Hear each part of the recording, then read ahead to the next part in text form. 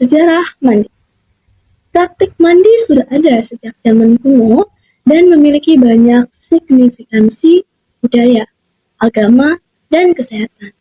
Berbagai budaya telah mengembangkan tradisi mandi mereka sendiri sepanjang sejarah. Contohnya di Romawi kuno, mandi adalah bagian penting dari kebersihan dan kebiasaan sosial di India. Praktik mandi juga memiliki konotasi spiritual yang dalam, terutama dalam agama Hindu, di mana mandi di sungai suci atau tempat suci dianggap membersihkan dosa dan membawa kesucian. Islam terdapat dua jenis mandi, yaitu mandi wajib dan mandi sunnah. Mandi wajib atau ghusl dalam Islam merupakan mandi yang dilakukan dalam situasi-situasi tertentu, yang dimana memerlukan pembersihan fisik dan spiritual yang secara menyeluruh. Sejarah mandi wajib ini berkaitan dengan ayat-ayat suci Al-Quran dan hadis Nabi Muhammad SAW yang mengatur tata cara mandi wajib dalam kondisi-kondisi tertentu, seperti setelah berhubungan suami istri atau janabah, setelah mimpi basah, setelah menstruasi atau nifas, dan setelah meninggal dunia. Lalu, mandi wajib memainkan peran penting dalam menjaga kesucian dan kebersihan diri, serta dalam mempersiapkan diri untuk melakukan ibadah seperti sholat atau ibadah haji. Selanjutnya ada mandi sunnah. Mandi sunnah atau mandi yang dianjurkan adalah mandi yang dilakukan sebagai amalan keagamaan tanpa adanya kewajiban syar'i yang mendasarinya.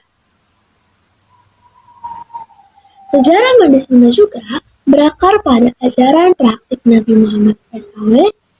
Beliau disebutkan melalui mandi sunnah dalam berbagai kesempatan, seperti sebelum melakukan salat Jumat, sebelum hari raya, sebelum melakukan tawaf di Ka'bah, dan sebelum melakukan ibadah haji.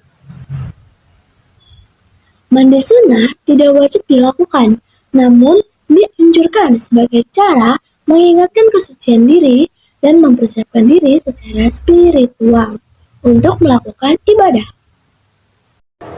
Hukum mandi umumnya terkait dengan prinsip kebersihan dan ritual keagamaan dalam beberapa kepercayaan. Dalam agama Islam, mandi atau wudhu adalah bagian penting dari ritual kebersihan sebelum melakukan sholat, menjelang ibadah, atau setelah melakukan aktivitas tertentu seperti hubungan intim atau mimpi basah. Dalam agama Hindu, mandi di sungai suci atau tempat suci adalah bagian penting dari upacara keagamaan dan dianggap sebagai cara untuk membersihkan diri secara spiritual. Seluruh imam mazhab menyepakati bahwa hukum mandi wajib adalah wajib setelah laki-laki dan perempuan bersetubuh, hingga kedua kelaminnya saling bersentuhan. Kewajiban ini berlaku meskipun air mani tidak keluar. Sedangkan menurut Abu Daud, mandi wajib hanya diwajibkan ketika air mani keluar. Wanita muslimah juga harus menyucikan diri dengan melakukan mandi wajib apabila dia telah selesai dari masa haid. Ketika seseorang selesai mandi wajib dan keluar air mani saat kencing, maka mandi wajib tidak lagi diwajibkan menurut mazhab Hanafi dan mazhab Hambali. Namun, mandi wajib diwajibkan jika air mani keluar sebelum kencing. Pada kondisi ini, mazhab Syafi'i berpendapat bahwa mandi wajib hukumnya mutlak untuk dikerjakan. Sedangkan mazhab Maliki berpendapat bahwa pada kondisi demikian tidak diwajibkan sama sekali untuk mandi wajib. Baik, selanjutnya adalah macam-macam mandi. Yang pertama adalah mandi wajib. Mandi wajib atau yang biasa disebut dengan mandi junub merupakan mandi yang wajib dilakukan oleh umat muslim. Hukum mandi wajib yaitu wajib apabila seorang muslim tidak melakukan mandi tersebut, maka akan mendapat dosa, dan apabila melakukan mandi wajib tersebut akan mendapatkan pahala. Macam-macam mandi. Yang pertama adalah mandi setelah haid, yaitu di mana mandi setelah seorang wanita selesai datang bulan. Lalu yang kedua adalah mandi setelah nifas, yaitu di mana seorang ibu yang sudah melahirkan lalu darahnya berhenti, maka dia diwajibkan untuk mandi besar. Yang ketiga adalah mandi setelah bersentuhan. Lalu yang keempat adalah mandi setelah keluarnya air mani. Masuk ke mandi selanjutnya, yaitu mandi sunnah.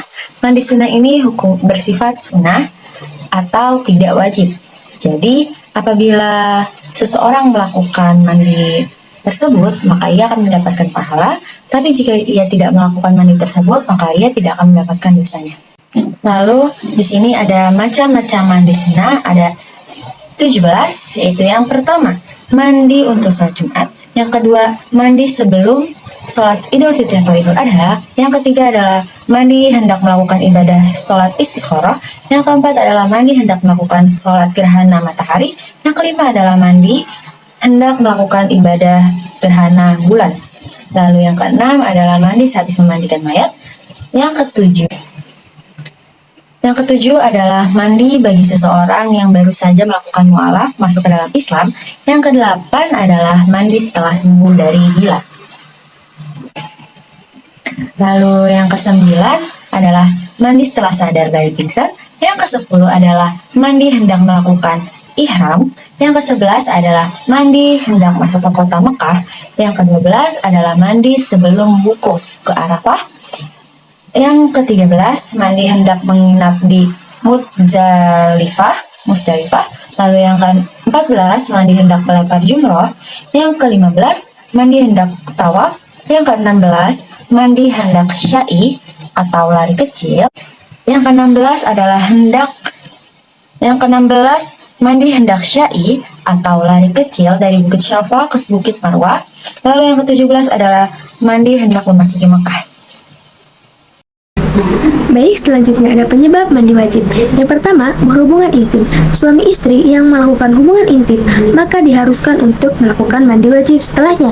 Dari Abu Hurairah radhiyallahu anhu, Nabi Shallallahu alaihi wasallam bersabda, Hadis setelah berhubungan intim, yaitu bunyinya Idza jalasa baina su'abiha uraba'i thumma jahadaha faqad wajabal ghusl. jika seseorang duduk di antara 4 anggota badan istrinya, lalu bersungguh-sungguh kepadanya, maka wajib baginya mandi. Bahkan dalam jika keduanya hanya bermesraan tanpa keluar mani pun tetap diwajibkan untuk mandi wajib. Seperti dalam riwayat Muslim terdapat tambahan, walaupun tidak keluar mani. Dari Aisyah radhiyallahu anha, ia berkata, Masa'ala Rasulullah sallallahu alaihi wasallam ani rajuli yujami'u ahlahu thumma yuksilu hal alaihi mal guslu wa isatu jalisan. Faqala Rasulullah sallallahu alaihi wasallam, innal af'alu dalika ana wa hadihi thumma seorang laki-laki bertanya kepada Rasulullah Shallallahu Alaihi Wasallam tentang seorang laki-laki yang menutupi istrinya namun tidak sampai keluar air mani. Apakah keduanya wajib mandi?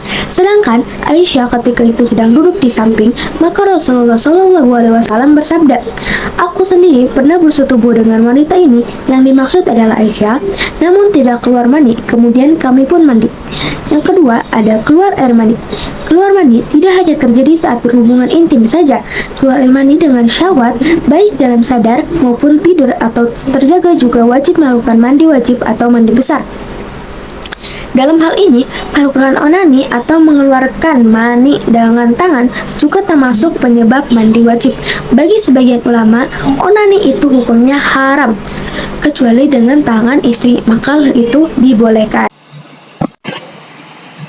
Hadis tentang keluarnya air mani, Al-Maidah ayat 6, bunyinya yaitu wa in kuntum junuban fatahharu.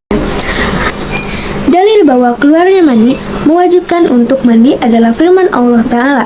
Dan jika kamu junub, maka mandilah. Secara bahasa, junub berarti jauh. Sementara secara istilah, junub yakni keadaan seseorang yang mengeluarkan mani atau sehabis hubungan intim karena orang tersebut tidak boleh mendekati sholat, mendekati masjid, dan tidak boleh membaca Al-Quran. Yang ketiga ada mimpi basah. Bagi laki-laki yang sudah memasuki fase balik, biasanya akan ditandai dengan mimpi basah. Pengetahuan ini harus disampaikan kepada anak laki-laki agar mereka mengetahui jika setelah mimpi basah, maka wajib hukumnya mandi besar atau mandi wajib. Hadis tentang mandi basah yang berbunyi, Sulilan Rasulullah Sallallahu Alaihi Wasallam Julia Jidul balala walayadkuruh timang kola yaktasilu wa ani rojuli yaron anna qadihta lama walayajidu balala kola. Dari Aisyah radhiyallahu anha, ia berkata, Rasulullah Shallallahu Alaihi Wasallam pernah ditanya tentang seorang laki-laki yang mendapatkan dirinya basah sementara dia tidak ingat telah mimpi. Beliau menjawab, dia wajib mandi. Dan beliau juga ditanya tentang seorang laki-laki yang bermimpi tetapi tidak mendapatkan dirinya basah. Beliau menjawab, dia tidak wajib mandi. Juga terdapat dalil dalam hadis Ummu Salamah radhiyallahu anha. Ia berkata, Ja'at Ummu Sulaiman Ra'atu Abi Tohata ila Rasulullah Sallallahu Alaihi Wasallam Qalalat ya Rasulullah Innallaha la yastahyi minal haq hal alal ammar ati min guslin idahi haitam malat faqala Rasulullah sallallahu alaihi wasallam na'am idha ra'ati ma'a. Hadis tentang Ummu Sulaim, istri dari Abu Talab, datang menemui Rasulullah SAW dan berkata, wahai Rasulullah, sesungguhnya Allah tidak malu terhadap kebenaran. Apakah bagi wanita wajib mandi jika ia bermimpi? Nabi SAW menjawab, ya, jika dia melihat air. Syekh Muhammad bin Shalih Al-Utsaimin rahimahullah ketika menjelaskan hadis di atas berkata, pada saat itu diwajibkan mandi ketika melihat air dan tidak disyaratkan lebih dari itu. Hal ini menunjukkan bahwa mandi itu wajib jika seseorang bangun lalu mendapati air, baik ia merasakannya ketika keluar atau ia tidak merasakannya sama sekali.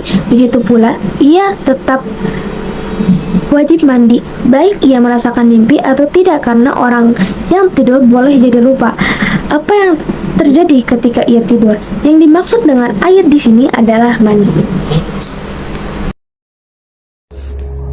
Yang keempat, keluarnya darah haid dan nifas. Penyebab mani wajib yang terjadi pada muslimah yakni saat menstruasi atau haid dan pada masa nifas. Tidak sah sholat dan puasa seorang muslimah jika mereka belum mandi wajib setelah haid dan nifas.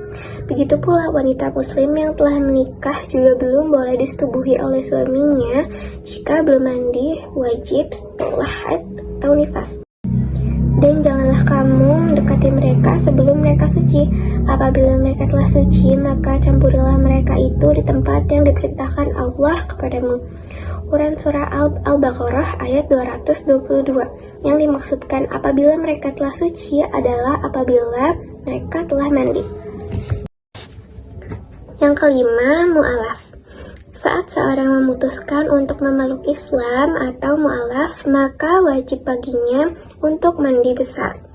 Hal ini berdasarkan hadis Qais bin Ashim. Ia berkata, wala taqrabuhunna hatta yatahurna faida tatoharna fatuhunna min haitsu amarakumullah fa'idha aqbalatil haidho fadha'is sholata wa idza adbarat faghsili andik dama wa sholah. Aku pernah mendatangi Nabi Shallallahu Alaihi Wasallam. Aku ingin masuk Islam.